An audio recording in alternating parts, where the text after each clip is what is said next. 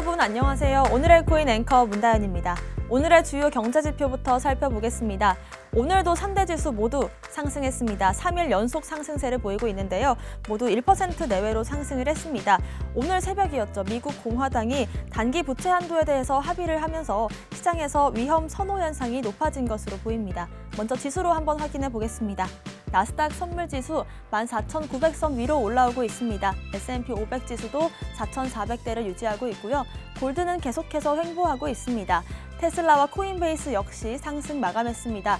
비트코인 달러 기준으로 54,000선에서 거래되고 있습니다. 네, 오늘의 코인 주요 암호화폐 시황도 보겠습니다. 물론 어제 비트코인 약간의 하락은 있었지만 여전히 6,500만 원대에서 거래되고 있습니다. 점유율은 43%대 유지하고 있고요. 여전히 일주일 상승률은 10%대를 유지하고 있습니다. 큰 상승 추세 계속해서 이어가면서 우상향하고 있는 모습입니다. 현재 추세선에서 만약에 하락을 보인다면 1차 지지선은 51,500달러, 2차는 47,000달러로 보고 있는데요. 이 두 지지선 모두 역시 강한 지지선으로 보이기 때문에 이 부분을 잘 지켜보시면 좋을 것 같습니다. 그리고 또 하루에 하나씩 50% 이상 급등하는 코인들이 나오고 있습니다. 살펴보면 주로 시총이 낮은 코인들에서 순환 펌핑이 오고 있는데요. 저시총 장세다 이렇게 정리해 볼 수 있겠습니다. 오늘의 코인 이슈도 살펴보겠습니다. G20 금융안정위가 스테이블 코인 규제 권고안 이행에 대해서 아직은 초기 단계라고 밝혔습니다.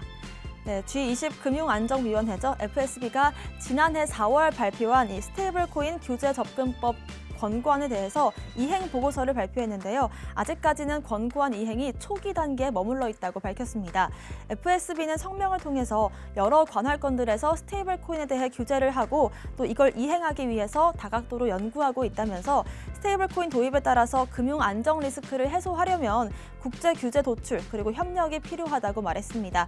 관할권 간의 이 상이한 접근 방식을 쓸 경우에는 여러 가지로 좀 차익 실현도 할 수 있고 또 시장 분열이 생길 수 있기 때문이라고 말한 건데요. 또 추가로 투자자 보호 장치도 꼭 필요하다라고 밝혔습니다.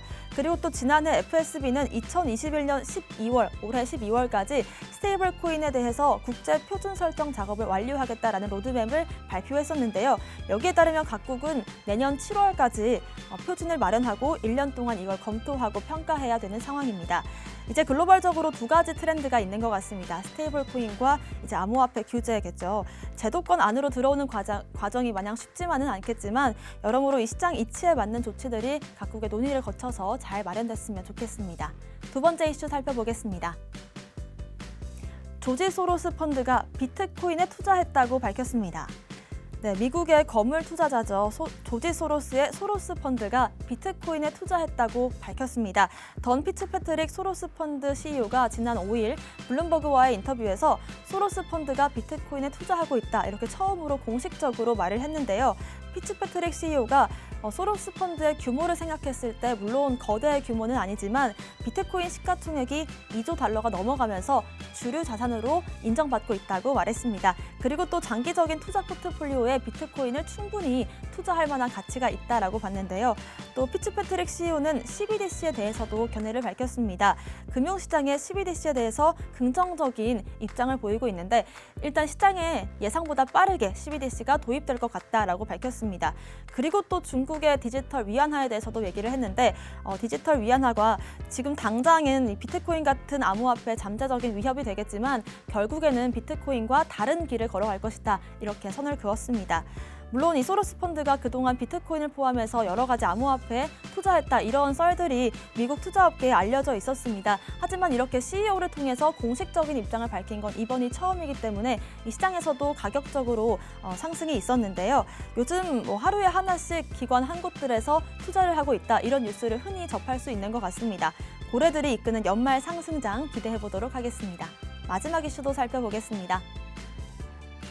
정은보 금감원장이 NFT 정의, 또 규제 관계부처와 논의 중이라고 말했습니다.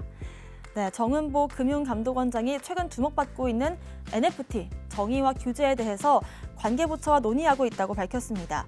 7일 국회 정무위원회 국정감사에서 이 정은보 원장은 국제적으로 NFT의 정의 그리고 규제에 대해서 논의를 하고 있다라면서 금융정보분석원 FIU 그리고 과학기술정보통신부 문체부와 함께 논의를 하면서 국제적인 동향을 반영해서 제도를 만들어 나가겠다라고 말했습니다.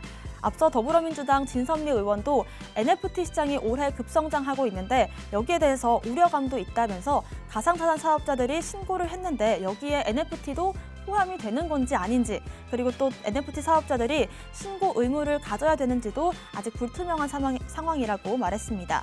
진 의원은 이 NFT에 대한 금융당국의 입장과 또 제도, 규제 등이 마련되어야 하는 게 아니냐라면서 준비 상황을 한번 질문을 했는데요.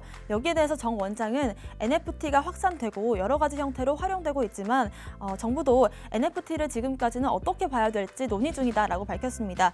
그리고 또 그 국제자금세탁방지기구에서 NFT가 가상자산인지 아니면 자금세탁 의무를 부과해야 되는지 여전히 논의 중이라고 말했는데요. 관계부처와 논의를 하고 동향을 모니터링하고 있다고 밝혔습니다.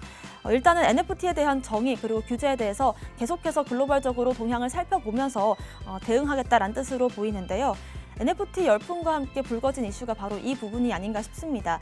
NFT를 어떻게 보고 또 어떻게 규제를 할 것인지, 이게 예술품인지 투자처인지 또 어떻게 이해를 해야 될지 여러분들도 같이 한번 지금 생각해봐야 하는 시점인 것 같습니다. 오늘의 코인 이슈까지 살펴봤습니다. 저는 잠시 후 다시 돌아오겠습니다. 오늘의 코인 가자!